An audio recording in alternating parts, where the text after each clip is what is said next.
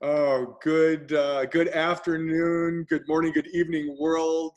Marla and I are so blessed and so grateful to introduce a dear brother, Jeffrey Olsen, uh, author, international speaker, father, philanthropist, friend, just a beautiful soul that Marla and I truly know we were divinely guided to come into each other's lives. And Jeffrey, I know no coincidences, no randomness, no by chance that we speak the same words, why we're here, and just how you've already impacted our lives by your story.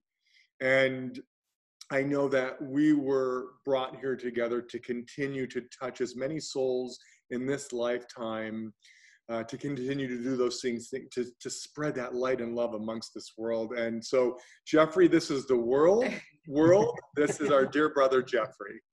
Gosh, thank you guys. And it's such an honor to be with you. And yeah, it's interesting when you find siblings, that were strangers 48 hours ago, and yet, we're all siblings. And boy, does the world need this now. Just a coming together and more light, more love, more openness, more acceptance, and more unity, really. And peace. But it's such a pleasure to be with you. I've got my intention stick and it's beautiful. Thank you, thank you, thank you. And I put my intentions in it. And as you know, I chose oneness. And what more can there be, really?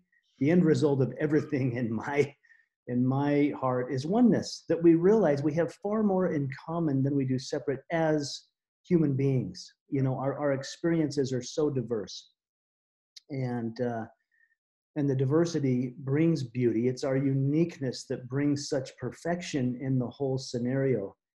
But gosh, we've got to embrace our uniqueness and our differences and the diversity and really come together in oneness. So that's a big intention of mine. And then gratitude, just gratitude. To me, gratitude is the highest vibration. If I'm grateful, I have a hard time feeling bad about myself or about situations, and even grateful, that things can be exposed. I mean, that things can come to light, that we can look at it and change it and shift it and make a different choice in this world. I'm grateful for that. And then last and not least was trust. My third intention is trust. To trust those around me, to trust the divine order of things, and to trust myself, to trust myself to be a contribution somehow, yes, in this crazy world, to bring a little more light, a little more love, and a little more unity would be a good thing. Then I can maybe sleep at night. Wow, what a profound opening to share. And we are in such alignment, and that is one word. The word trust is, I think Marla and I shared with you the other day when you received your intention stick, is what we have in ours permanently. And exactly for that reason, if we don't trust the journey or ourselves, our true selves, then nothing else matters, because we do know we're always being guided, and all the challenges and obstacles and tests that are always thrown in front of us bring us to the next place in our lives and make us who we are today. And the oneness is what we speak each other's words, literally verbatim. Because, and I have to share, and I want you to share a little bit of your journey, but when I had the beautiful opportunity to watch your life's journey that you sent me and Marla, this beautiful video of yourself and what has taken place, Marla and I had to quit, or should I say, Marla and I had to keep stopping the video to say, we are literally sharing one another's words of what we both speak about every day. And there's no coincidences, because we are a part of this collective. Our souls are already together as they are around the world, but most of this world doesn't see that, or they've forgotten that we are all the same, that we are a part of a one. Yeah, I couldn't agree more. And I would be honored, and as well as Marla, to maybe just talk about you sharing your journey, which has been a very difficult but blessed journey of what's taken place, if you're okay to share that Oh, today. I'm more than happy to. And you know, it's been over 20 years. I didn't come into this world like this. Well, actually, maybe I did as a little baby. Maybe I did come in this enlightened, you know, state. But life does things. I had a horrific automobile accident. It's been over 20 years. I couldn't even speak of it for a decade. I would just cry. But actually, 23 years ago, at this time of year, it was in the spring, it was at Easter time. Mm. Our family had a horrific automobile accident. Um, both of my legs were crushed. My left leg was amputated above the knee. My back was broken. My right arm was almost torn off. My rib cage was damaged and my lungs collapsed. The seatbelt cut through my lower abdomen and ruptured all my intestines. I was incredibly injured. And for all intents and purposes, shouldn't have made it. But the most horrific part of the accident is my wife and youngest son were killed instantly in the accident at the scene. And I will share some of that simply because I can, and I don't want this to be morbid or graphic. And yet, well, you know, gosh, we're watching on video morbid and graphic things Yes. in this day and age. But what had happened is it was a single car rollover. There was reports of crosswinds. There was reports of a pickup driving erratically, maybe a drunk driver. My biggest fear, the hardest part of the story is I believe I may have just dozed off at the wheel. There might have been no one to blame but myself for just, you know, it wasn't like I felt, it just nodded off, swerved to the right, overcorrected to the left, and lost control of the car, and it rolled. And in that process, I had the cruise control set at 75 miles an hour, so it was a high-speed rollover. They say the car probably rolled 6 to 8 times.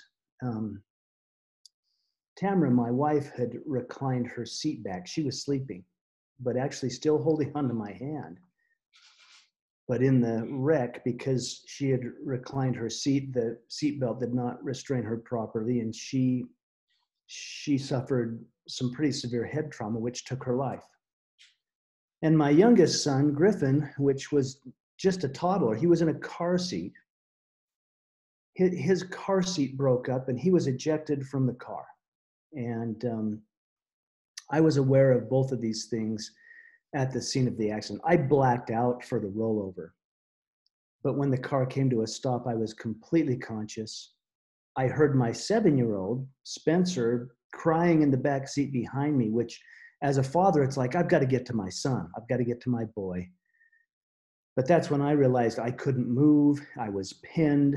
I was not necessarily aware of my injuries. I knew I was in pain. I knew I was losing breath. I knew I knew it was bad, but that was so overwhelmed by where's Griffin? Where's his car seat? What happened to my little boy?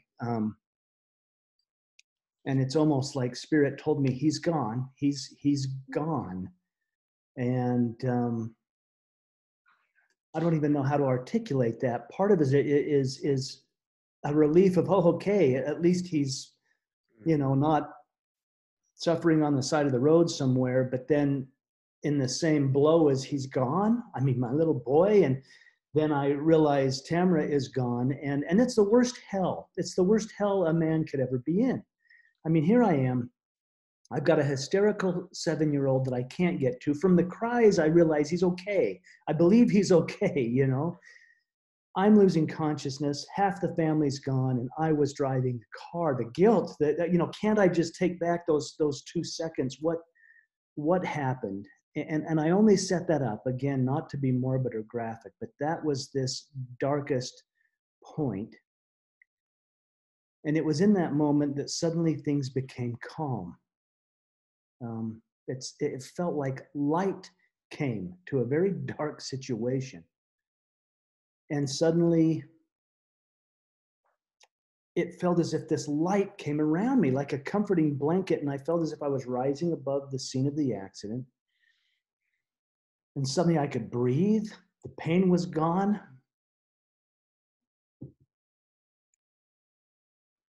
Sorry. No, no, we're right here with you. We're feeling your heart. Well, what hits me is, my lungs were collapsing in the accident. I couldn't breathe, and just the current events of what's taken place in this world. And I don't know if it offers comfort or anything, but in my deliverance, when that light came and suddenly I was lifted and could breathe, there was no pain. Mm.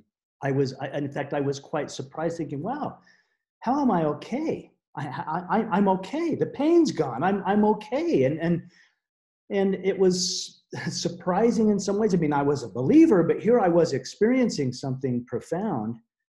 And I suppose what just touches me is there's people that suffer violent deaths. I mean, I suppose some could argue that I had a horrific death, if you will. I mean, the accident, what I was aware of, what took place, but the delivery out of that, the light that came, the comfort that came, the rise, and this almost instantaneous healing of everything's okay. Even my body's okay. Wow, what's going on here? Life can be rough, but I suppose the passing it is the most natural, beautiful thing that I mean, it was for me. It was like, wow, what's happening? And yet there I was, in this light, feeling fantastic. Except I was certainly aware of what had gone on. And suddenly, in the light, Tamara, my wife, who I knew was deceased at the scene, she was in the light with me. She was standing there with me, and she was speaking with me and to me. We were having a conversation. And, I want to bring this up too, because she was absolutely gorgeous and radiant. There was nothing wrong. I mean, I saw the sixth sense where, you see dead people and they're displaying the injuries that may have taken their life. And I knew that she had suffered head trauma at the scene, and that's what took her life. But in this light, she was absolutely beautiful. There was no injury. She was glorious. And yet she was emphatic that I go back. Jeff, you got to go back. You got to go back. It's not your time. You've got to go back. And I learned a lot about choice, because there I was looking at the woman I loved more than life, and wanting to stay out of all that chaos. And yet I knew I had a little 7-year-old boy in the backseat of that car that from every indication was okay, and he would be orphaned if I didn't go back. And I made the choice to come back. I said the most profound goodbye I'll ever say, and literally with the intention to come back. I found myself wandering around a hospital.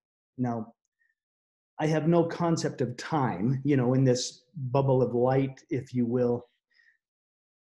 I knew I had wrecked the car and said this goodbye. I later found out people arrived at the scene. They were able to get Spencer out of the car, which he was banged up pretty good, but for all intents and purposes, he walked away from the accident physically, but emotionally, he thought the whole family was gone. They extricated me from the car and had to life flight me to a level 1 trauma center. I had no idea. I knew I had wrecked the car. I had said this profound goodbye, and then found myself wandering around a hospital, seeing the doctors, the patients, the nurses, the families of the patients. And I believe this is what changed me forever, because it didn't matter who they were or what they had done or what they hadn't done. I saw them as these glorious siblings, if you will. It's like, wow, I knew them. I knew them perfectly. I knew their lives, their love, their hate, their challenges, what had happened to them as if it had happened to me. There was this absolute oneness. We talked about that. I was experiencing a oneness beyond anything I had ever comprehended. And it's interesting. I grew up in a Christian home. We read the Bible, and I had a biblical verse come into my stream of thought, and it was the verse that said, "Inasmuch as you've done it unto the least of these, you've done it unto me," which I thought was a nice verse about being nice. But in this oneness, what I suddenly realized was that Jesus knew that. I am the man in prison. I am the naked beggar in the street. I am the stranger that has nowhere to go. I mean, I was feeling a connection to everyone around me in such a profound way that I was them and they were me. And there was an absolute perfect empathy, which bred nothing but pure, unconditional love. From the heroin addict, to the grandma, Yeah. was an unconditional love. And I finally came up to a body, laying on the gurney that I didn't feel anything from, which I thought was strange. And that's when I stepped forward and looked, only to realize, wow, that's me. Except that was not me. I was having this profound connected experience of oneness, but that was my body. Mm-hmm. That was the flesh. That was the skin suit that I had been going about life in. Mm-hmm. And that was a very interesting realization. Wow, I'm not my body. But also I had a profound realization, what a gift our body is. I'd always taken it for granted. I mean, it was, my body was a wreck. I was never going to be the same. Leg loss was, I was torso torn open. And I thought, I never thought about that. I never realized that my body was a miracle. I never realized that every cell had intelligence, that my feet knew how to be feet and my eyes knew how to be eyes. And I didn't even have to think about how to make my heart beat. It just did. And there was a real sense of that realization too, as I, again, made the choice. And I always talk about choice to get back in the body. And as soon as I had the intention of getting back in the body, there I was, back into that dense, heavy grief, pain, torment, guilt, all of it. I was intubated. They had a big, tube down my throat doing the breathing from my lungs that had collapsed. My legs were obviously immobile. My right arm was immobile. They eventually tied down my left hand because I kept grabbing at all the medical equipment, plus my torso, the open wound, which they had to leave open for some time just because of the infections and everything else that was going on. But I learned a lot in now those scenarios. And it's like I had one foot in this realm and one foot in the other realm for months. I was in the hospital for, over 4 months. I mean, if you count my home health care at home, I was in the hospital for 6 months. I had 18 surgeries in total to put me back together. And the most profound experience, and I'll be brief about this because I want to get into a conversation. The most profound experience for me may have been at the end of my hospital stay.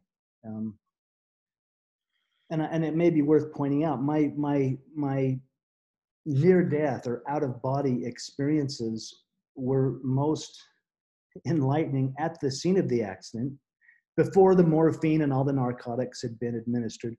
And then at the end of my hospital stay, when I was off of all that stuff and I was a couple of weeks from coming home. But as I went to sleep one night, and they had finally stabilized my abdominal injuries so I could lay on my side, and it felt so good. And my brothers were teasing me. I'd laid on my back so long, the back of my head had been rubbed bald. And they were giving me a bad time about going bald on the back. But I was able to lay on my side and go to sleep. And in that sleep, I felt that light come again. That light that surrounded me, that comforting light. Because I was as grieving, as miserable as anyone. I was not in in a great place. But when that light came to comfort me, and I felt once again as if I was rising above the hospital bed. But this time the light went away, and I was in the most glorious, beautiful place. I mean, people say heaven or, the spirit world or the other side. I've only come up with one word that even comes close to describing what I felt, and that was, I was home. I was home. It was so welcoming. It was so joyful. In fact, I started to run. In this life, I wouldn't be running, but there I was running. I could run, and it was such a physical experience. I could I could feel the ground under my feet and the energy charging up through my thighs and my calves, and I was running. And then I had this knowing that I wasn't there to stay. And at that same time, there was this corridor off to my left. And I knew intuitively I've got to go down that way, which I did. And as I made my way down that corridor, I could see at the end of the corridor was a crib. Now, Griffin, my little boy that was ejected from the car, I had had no interaction with him. I had been haunted with that all those months in the hospital. And he was still sleeping in a crib. He was only 14 months old at the time of the accident. So I raced to this crib. And when I looked in the crib, there he was. And he was as beautiful as could be. And I swept him up in my arms. And that felt so physical. I could feel, I mean, have you ever picked up a sleeping child? You know, the weight and the heat of them. And I held him against me, and I was actually confused, thinking, gosh, he's so solid. I can feel him against me. If I'm out of my body, how is it such a physical, even sensual experience to hold him? And I could feel his body expanding with air, and I could feel his warm breath on my neck. And I thought, he's alive, he's well, he's perfect. In fact, I leaned over and I smelled his hair. And it's my little boy. I mean, it's like he's okay. And as I held him, I felt a presence come up behind me, which was so overwhelming. And I felt this presence coming closer and closer. And gosh, it was so powerful and so wise and so cosmic and so big. And I mentioned I grew up in a Christian home, and what I felt was that's God. I'm in the presence of God. And I began to become fearful, because here I was holding my little boy, and the guilt was coming up. It's like, my little boy died because I crashed the car. I mean, his life was cut short because I perhaps dozed off. And the guilt came up, and I was feeling this presence coming closer and closer. And I had grown up believing that life was a test and God was going to judge me. And certainly I had failed. And as I felt this presence come so close, and it almost felt physical too, I had the thought, I hope somehow I can be forgiven. And as I had that thought, I just felt these divine arms wrap around and hold both me and my little boy. And then there was just this download of love, of peace. In fact, what was communicated is there's nothing to forgive. Everything's in perfect order. And there was so much light and so much unconditional love. All this judgment that I was afraid of, all this fear that I had, was certainly transformed into complete, absolute, unconditional love. And this belief that life was a test. As I was in those arms, it's as if my life unfolded. I began to see my life, I was saying, oh, wait, that was a mistake. I didn't mean to do that, or oh, that was wrong, and I knew it, but I did it anyway. All this fear, and yet this beautiful being was communicating, that's your judgment of it, not ours. We love you. You're as precious to us as the child you hold in your arms. And to me, he was perfect and divine. And that's what I was feeling. It's like, you are perfect. You are divine. And it was a very personal experience, but I knew if I was, that we all are. That was true of every human soul in this entire universe, if you will. And it was just this cosmic, unconditional love that also shifted my consciousness. And again, I was given a choice. I was told I could be angry at God because the crash happened and was allowed and my family died. I was told I could be angry at myself. I could beat myself up for the rest of my life because I was driving the car. But I was given a third choice. And that was that I could give my little boy, I could exercise my will and give him back to God, let go. And in all that love and peace, I was able to kiss him on the face, and I handed him back, and then And then I came to or woke back up or found myself back in the hospital bed to all the reality of what is this realm. But the crazy thing is after that, that was what was real. That was reality. This was the crazy, foggy dream. And anyway, life has moved on. But that's where it started. When I talk about oneness, this isn't a philosophy. This isn't something I read out of a book. Mm-hmm. I literally experienced it in such a profound way that it changed me forever. And as I came back into this realm, and it took I grieved for years. It took me years to put the pieces together, but I knew that somehow I was to be a manifestation of that love, to somehow bring what I experienced there here. You know, if it's for one person on one street corner on any given Wednesday, that was the most grand thing I could do in this existence. And that's why I'm so moved by what you're doing, by these intentions, by this gathering, this oneness, this love. And I'm going to quiet down and have a conversation, but anyway, that's what put me in this space. And like I say, it's been 20 plus years ago, but so many miracles have happened. So many things have come in, and I guess I see everything as a miracle now. You know, every sunrise is another miracle, and it's like, wow, I get this day. I get one more day. What can I do today to make a difference for somebody? Yes. You know, Jeffrey, I'm just wondering what your thoughts are on this. First of all, thank you for sharing your journey.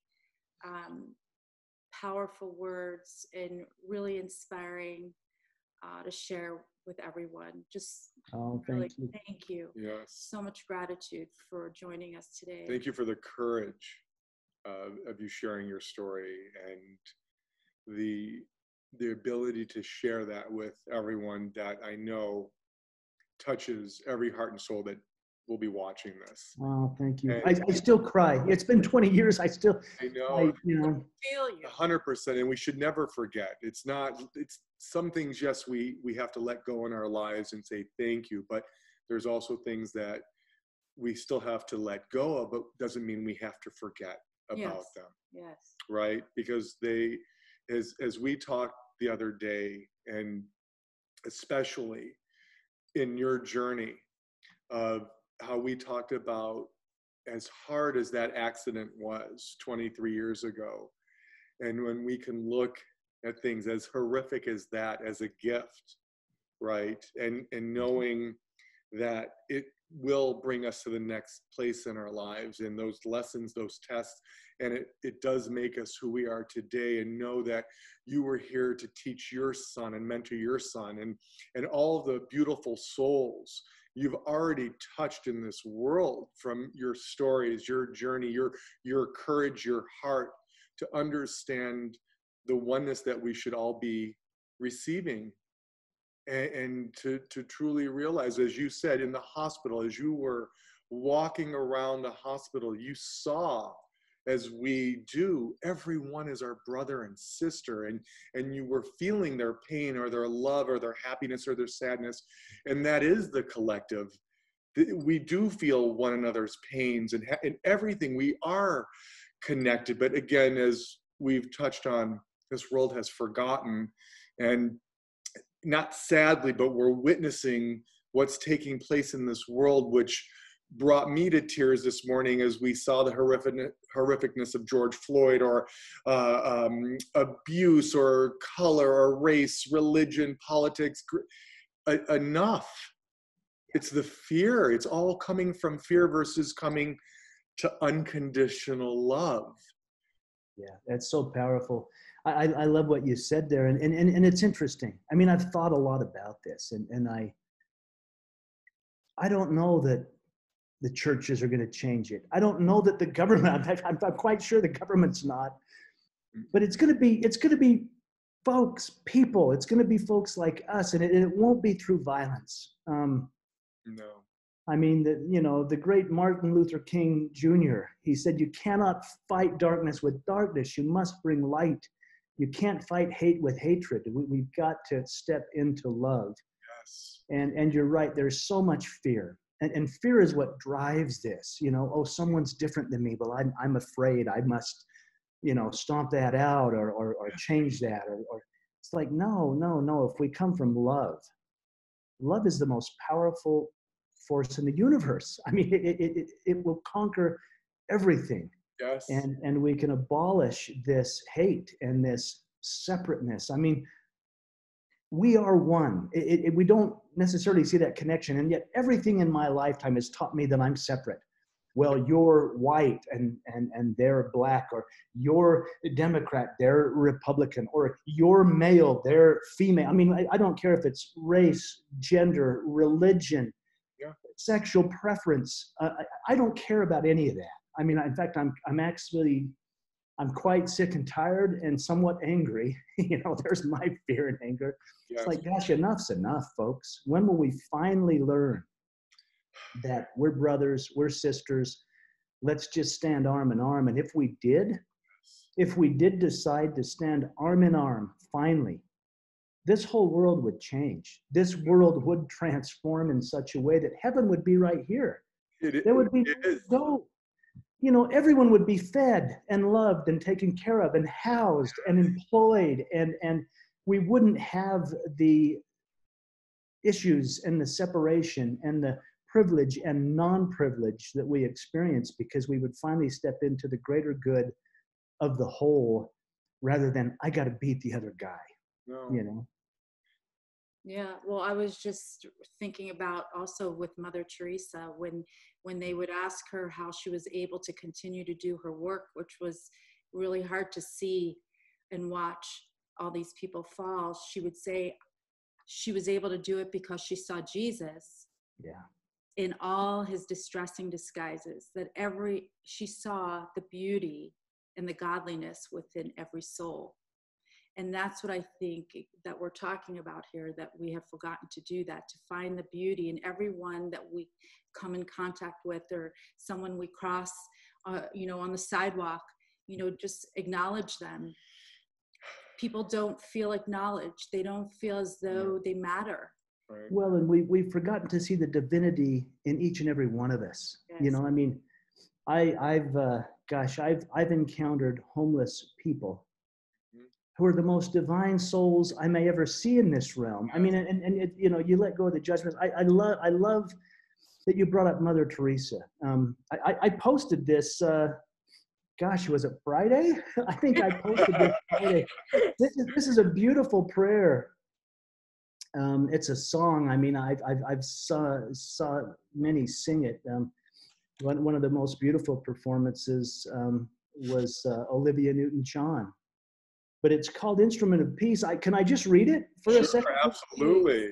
It just seems so relevant, and it seems so relevant to me, rather than taking a political stand or pretending for 1 minute that I understood how anyone felt. I mean, I will never know what it's like to be somebody else. I only know what it's like to be me. But this is what was Mother Teresa's prayer, which has been adapted into a song. But it says, "Where there is hatred, let me bring love. Where there is doubt, let me bring faith. Where there is falsehood, let me bring truth. Where there is pain, let me comfort. Where there is silence, let me sing praise. Where there's despair, let me bring hope. Where there's blindness, let me bring sight. Where there is darkness, let me bring light." And she wraps up saying, "Make me an instrument of peace." Yes. Make me an instrument of peace. And if we could just step into that energy and say, what can I do? And I don't care, if you're a believer or not, too. Religions cause so much division. Absolutely. But there is a greater power. I call it God. Some might say the universe. Some might say light, truth. It doesn't matter to me. It's 1,000 names and yet nameless. Yes. But if that can make me an instrument of peace somehow, for somebody, that's my greatest prayer. And Mother Teresa was such the prime example of that. What a beautiful soul. What a beautiful soul. And that beautiful prayer you just quoted, when you think about the result, so when you mention the words, the intentions that she wanted humanity to feel, meaning the faith, the love, the compassion, the truth. You know, this is what we should be living by, under this umbrella of love, because all those beautiful intentions are all under that umbrella. And it, like you said, it all comes back to love, showing compassion to one another, showing kindness to one another, joy to one another, the peace, share wisdom with one another, knowledge with one another. You know, sometimes we're the teacher, sometimes we're the student. And it's, as Scott says, it's not being better than anyone else. It's just being better than who I was yesterday. And every day we wake up, it's a new day. And it is like going through the process of transitioning or death, because we get to learn again. Yeah. We get to wake up and we get to wake up and say, thank you for giving us a new day, right? Oh, yes. I love it. I mean, every day is a gift. It is a gift. And what's so amazing, that the message not only you have received, or Marla and I, the tree of life is that unifying symbol. It has nothing to do with religion. It's purely spiritual, but it is in every culture and religion and spiritual group around the world since creation till right now. And there's no division. It's, as we've talked about, it's the blueprint of who we are. It's the evolution of consciousness, right? It's the expansion of our souls. And when the world can finally understand, which we've spoken about, that we're here to serve, we're here to help one another, as Marla said earlier, to uplift, to inspire, to let someone know they're loved when they're not feeling loved, or help them get through something maybe much worse than what someone else is going through. And you get to witness them filling themselves back up with what they've been so depleted of. And they do the same thing for another soul. That is priceless. There's no amount of money that can bring that bliss and joy that we should be experiencing. That, again, that oneness, that unconditional love. And this is what we were brought here to do. Every gift in our lives, our platforms, our tools, our knowledge, whatever that may be, when we can finally realize, one, who we are and our truth, versus what we've all been programmed to think is our truth, which has been sheep in the herd for generations. And you witness for the first time your voice and what you know makes you happy. Wow. But it goes back to the word trust, right? Yeah. And letting go of those reins and not worrying about what the external world thinks of us. Yeah. It doesn't matter, not in a mean way, but you have to do what truly makes you happy and follow your heart and soul, because we are always being guided. Our angels, our spirit, like you said, God, the universe, the source, like whatever that is to that beautiful soul, just trust that and ask for it. But we also have to let go of the past, some things, right? Like I said, never forget, but let go of those things that we still carry with us that don't allow us to move forward, right? Because if we can't empty our vessels of those negative things, how can we continue to receive the good things to continue to move forward with what we ask? Yeah. And this symbol, the tree of life, as Marla and I know you share, Jeffrey, is that unifying symbol to bring us back together as one, even though we are one, but to understand why we are here in this lifetime, for our future generations, our children, the grandchildren to grow up living a life of intention, to see we are all the same, to see there is no black, white, pink, yellow, there's no Christian, Jewish, Buddhist, Muslim, and to love your brother and your sister like you love yourself. And that's the unconditional love that you saw during your gift, to witness that we are all the same and that you did truly love yourself. So you were able to look at everyone the same and truly love them. And we're doing that together. This isn't about you or Marla and I. This is about us collectively, and we're doing it. I love that. Yeah, we I'm all done with us and them.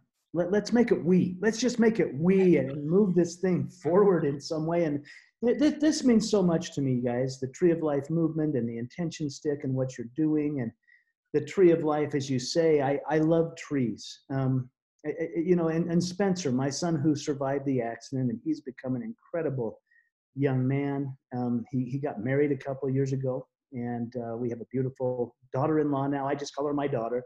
Oh, They chose to be married under a tree, and she loves this.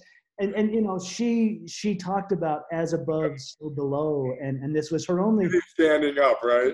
You see every hair on my body standing up. Yeah, Ashley, and she that was her only wish. She said, "I don't care about anything but that I'm married under a tree," and we got into this tree, the root system. A tree. We can learn so much by looking at nature. Yes. That tree puts down roots in the ground. It grounds itself. It's rooted in love.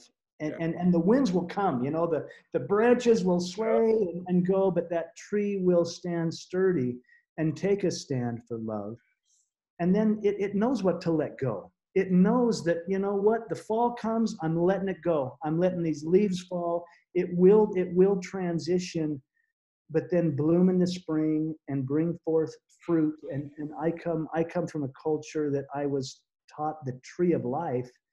The fruit from that tree is the love of God. It's the universal, unconditional love that is the only thing that's real. I mean, that's it. And that's not unique to any one given culture or theology. That is unique, and I think truth that we're all loved, and we're all loved unconditionally, and that I eventually fell in love and remarried. We adopted children. Spencer's become an incredible man. My adopted boys, that I don't call my adopted boys, they're just my sons.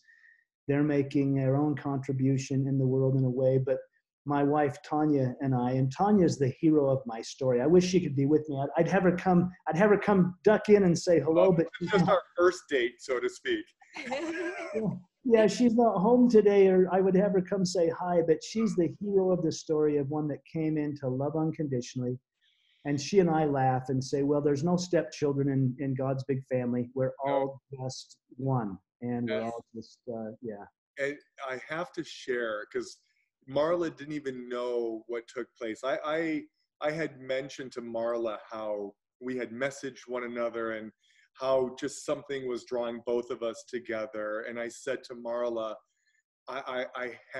we have to send an intention stick to Jeffrey. I mean, we would be honored because we are one. And as I sat in my office holding your intention stick in meditation as we did the blessings together, I saw your son, not as an adult, but as that 7-year-old Spencer sitting with you.